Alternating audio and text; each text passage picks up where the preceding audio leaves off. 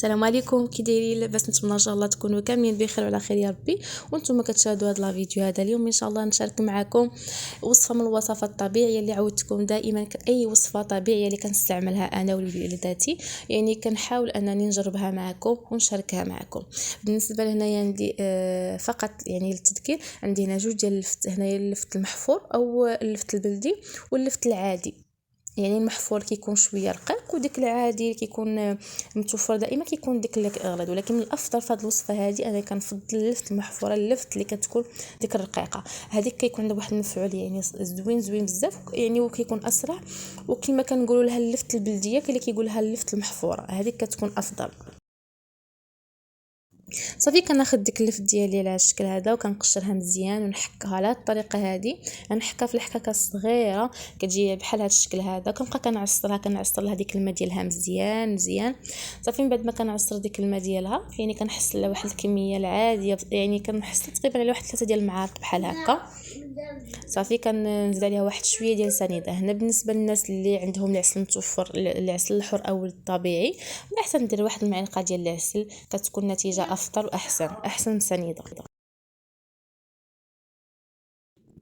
صافي من بعد ما كنعصرها كنضيف ديك السنيده او العسل، كنبقى كندمج العناصر مزيان.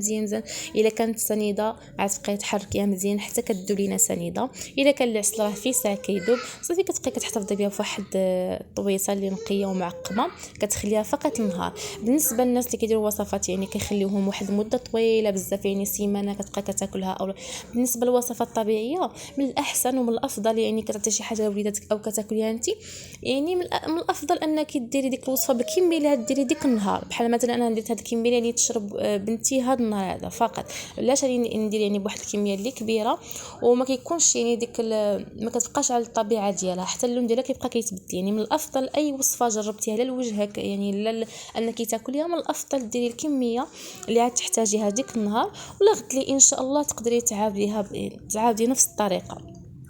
بالنسبه للطريقه ديال الاستعمال، انا كنفضل يعني اي وصفه تستعمل يعني في الليل باش كينعس الوليدات، باش اصلا كتبقى ديك الوصفه كتخدم لنا في الذات ديالنا. بالنسبه لهاد الوصفه دي يعني كيستعملوها الكبار والصغار، ما عندكم مناش تخافوا، يعني وصفه طبيعيه وزوينه. كنتمنى تجربوها وتردوا عليا في التعاليق. ولكن اي تساؤل مرحبا والف مرحبا، وشكرا لكم على المتابعه. والى عجبكم الفيديو ما تنساونيش بالجيم وبالاشتراك وفعلوا زر الجرس باش ان شاء الله يوصلكم اي جديد. وشكرا لكم على المتابعه.